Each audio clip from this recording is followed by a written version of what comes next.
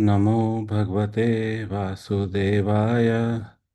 ओम नमो भगवते वासुदेवाय। नारायणं नमस्कृत्य नरं चैव नरोत्तमं देवीं सरस्वतीं व्यासं ततो जयमुदीरयेत्। शृण्वन्तः स्वकथा Krishna पुण्यश्रवणकीर्तन हृदयंस्थो ह्यभद्राणि विदुनोति सूर्यस्वताम्।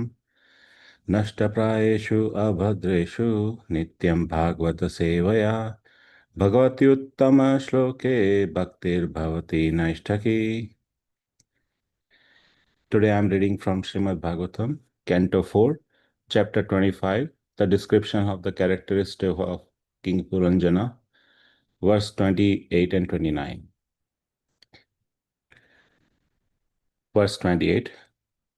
Tvam hi bharva hir tva hir bharvanyastha न्यस्थ वाग्रमापतिं विचिन्वतीं किं मुनिविद्रहो मुने त्वन्दग्रीका कामाप्तसमस्तकामं क्व पद्मकोशपतितकराग्रात्. Translation. My beautiful, my dear beautiful girl, you are exactly like the goddess of fortune, or the wife of Lord Shiva, or the goddess of the learning, the wife of Lord Brahma. Although you must be one of them, I see that you are loitering in this forest. Indeed, you are as silent as the great sages. Is it that you are searching after your own husband? Whoever your husband may be, simply by understanding that you are so faithful to him, he will come to possess all opulences. I think you must be the goddess of fortune, but I do not see the lotus flower in your hand. Therefore, I am asking you where you have thrown that lotus.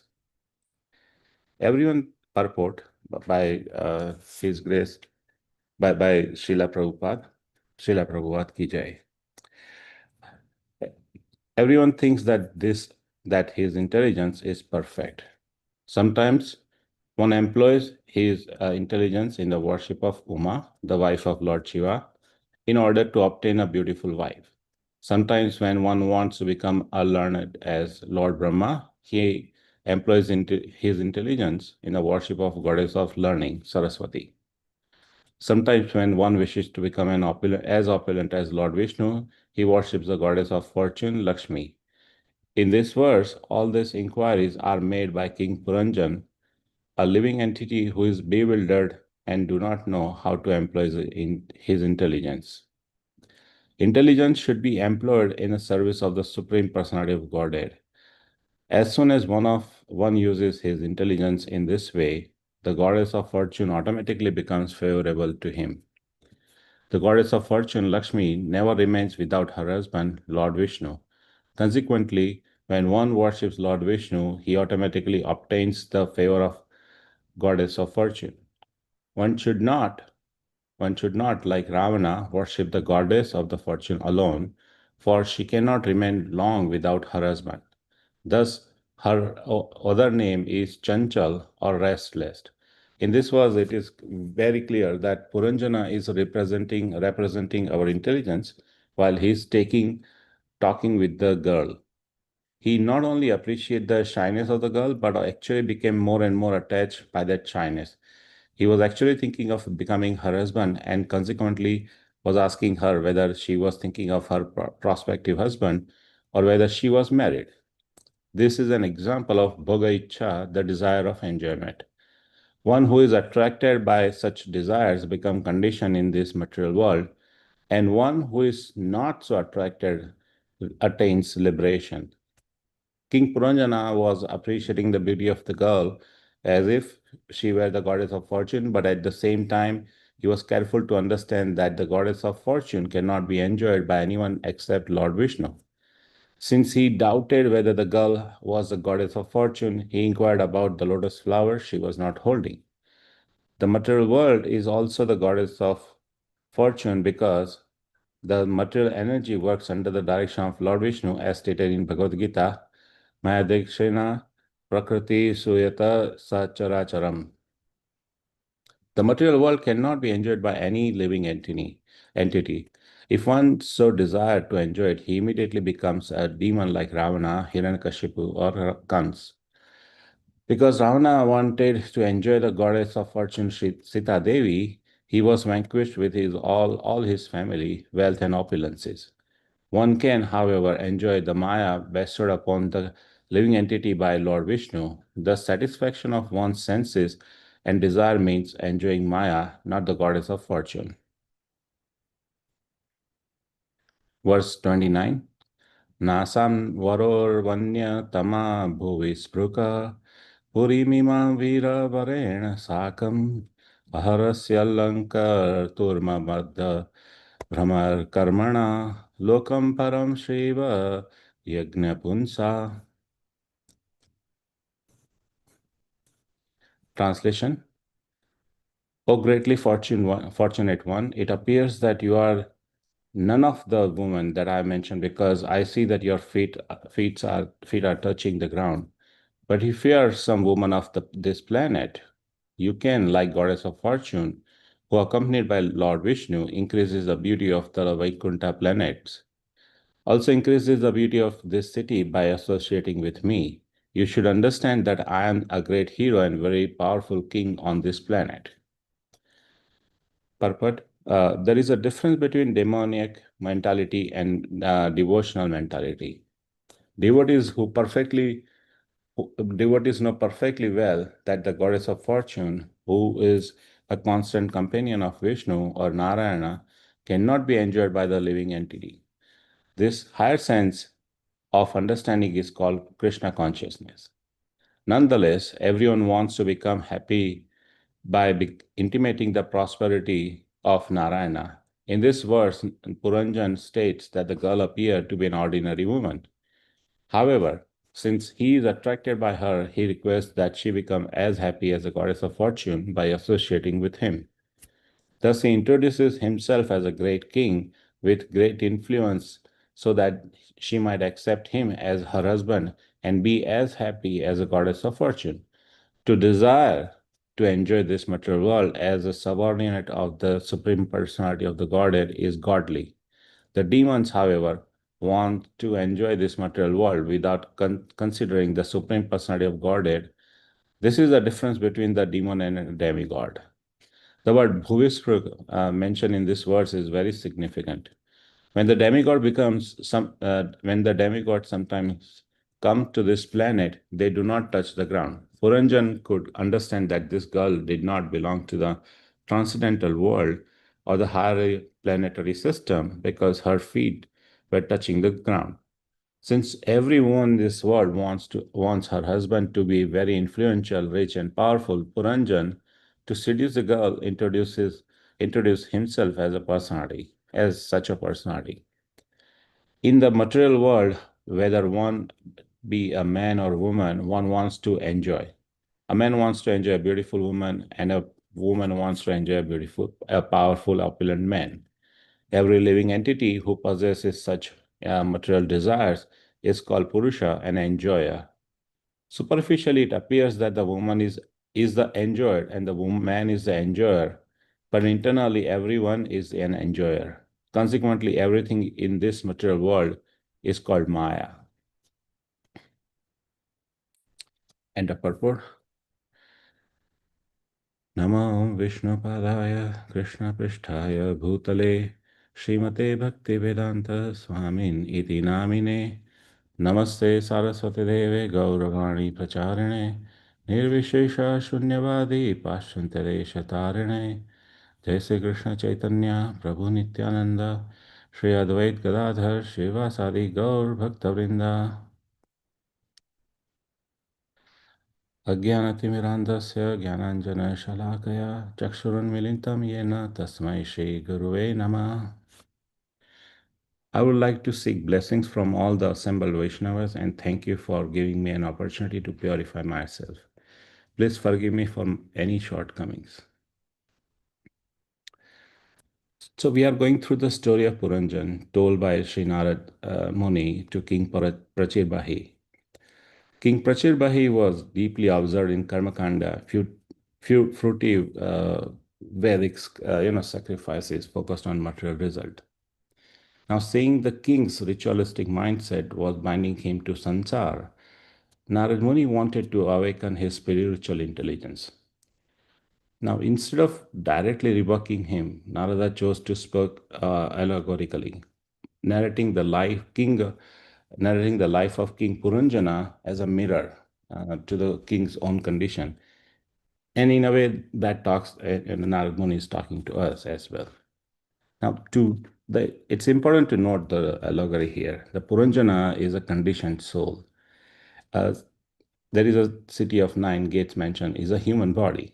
Um, and the beautiful woman mentioned here, unknown, beautiful woman is in our buddhi, intelligence.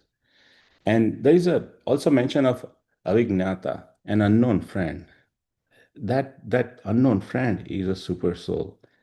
The reason it was mentioned as avignata is because despite everything, that friend remains unknown if we are not trying to know that friend, and we are just blindly following karmakanda and trying to impress the beautiful one in a intelligence.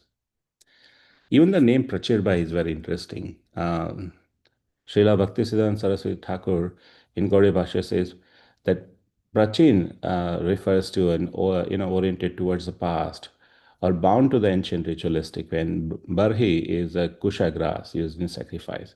So Prachir Bahi is a Vedic fruitive rituals rather than bhakti.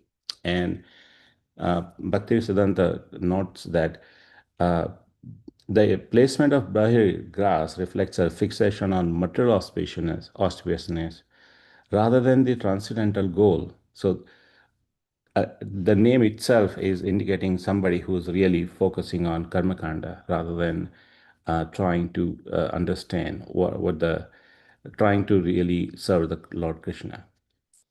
And he also frames the diagnosis is the king's consciousness was turned toward pravati marga, the path of material engagement under the guise of PT. So that is also another important aspect of name Prachir Bahi. I was reading through this the five chapters. Uh, there are five chapters on this story. There are about 270 words on story Puranjana, and we started with this in chapter 25, and it will continue for another four chapters. When I read the Bhagavatam a few years back for the first time, I was I was fascinated by the stories mentioned in the Bhagavatam. This was one of the story that captivated my mind for a long time, and the reason is why Narad Muni wants is telling a story, or saying the concept in a metaphorical sense to King Prachir Bahi, and why there are five chapters on this. What are the reasons? And I was really trying to understand that. Um, and I realized that we are the Puranjanas, and that we are Puranjanas without even realizing we are Puranjanas, and Narad Muni is talking to us, and not just King Prachir Bahi. Maybe we are King Prachir Bahi. We are trying to understand. We are just trying to do karma kandas and try to get material gains to a point. And that story is very appealing, but and very said in a very lucrative story style fashion, but uh, it still remains it was little bit tough for my mind to understand. I could not follow it fully, so I tried to sort of put it in a easier way, yeah, even easier way. And so I was thinking, maybe imagine a king wandering through a lush forest, and his heart is restless. His senses are alert. He's not just any king. He's a Puranjana. He's a, he thinks he is the supreme king in a way, the embodiment of the soul searching for the fulfillment. Now suddenly his eyes fall upon a radiant woman. Her beauty is ethereal. Her grace is divine, And he's thinking, is she Lakshmi? Is she Saraswati? Or is she Parvati? And he wonders. But he also notices that the feet are touching the ground, and so she is not celestial, she is earthly. And yet he is captivated by the woman. So this moment described in Srimad Bhagavatam, verse 28 and 29, is not just a romantic encounter. It is the soul's first entanglement with material intelligence. The woman represents buddhi, our capacity to think, reason, and choose. But when the soul, represented by Puranjan, seeks to enjoy intelligence for selfish pleasure, and descent begins. That's where our descent begins.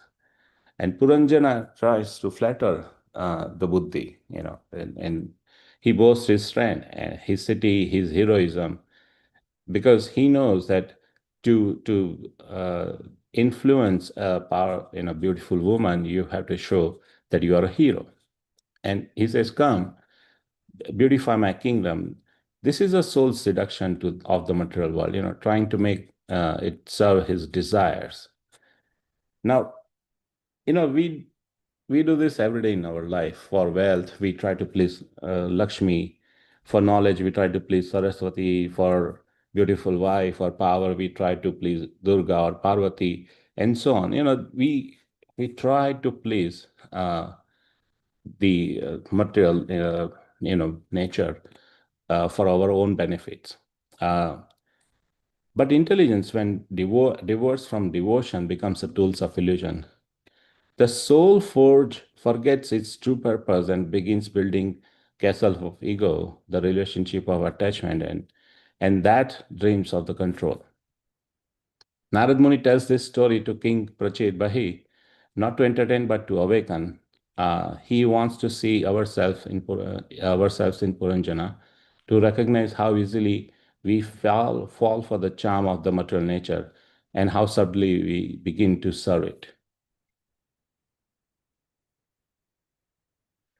So I was I was um, I was reading the commentary from different Gaudiya acharyas, uh, and everyone said we need to control our mind and intelligence. So Srila Prabhupada said, the mind is a friend of or enemy. By fixing the mind on Krishna, one's life becomes beautiful. Bhaktisiddhanta Saraswati Thakur said, mind cannot be suppressed by force. It must be engaged positively in Lord's service. Srila Bhaktivinoda Thakur said, only hearing and chanting does not mind only through hearing and chanting does the mind becomes attracted to spiritual objects, not by mere renunciation and suppression. So Bhaktivinoda Thakur says we cannot renounce or suppress our mind to focus on this. We have to really keep hearing the name and chanting the name of the Lord to become to go there. This shows the depth of ignorance of a conditioned soul. Under influence of Maya, we entangle ourselves into believing that we are enjoying, but in reality, the real enjoyer is Lord Krishna, and we easily forget that, and we only focus on as if we are the enjoyer. The real lesson here is that the intelligence is a divine when used in service of the Krishna. But when used for self-glorification, it becomes a very chain that binds us. So next time when we feel the pull of a desire, let's ask, am I Puranjan, seeking to enjoy, or am I the servant seeking to serve? Lord Krishna. How do we keep our mind, intelligence, and ego in service of the Lord Krishna? The easiest way is in jap, whenever the mind wanders, we have to gently bring it back to the holy name and keep the focus on the name jap of Lord Krishna. Hare Krishna, Hare Krishna, Krishna Krishna, Hare Hare, Hare Ram, Ram Ram, Hare Hare. Or in Kirtan, let the mind taste the sweetness of the devotion, and that's the purpose of the Kirtan. And in our daily life, offer the mind again and again to Krishna, even amidst these distractions. That's the only way that we can say becoming a Puranjana.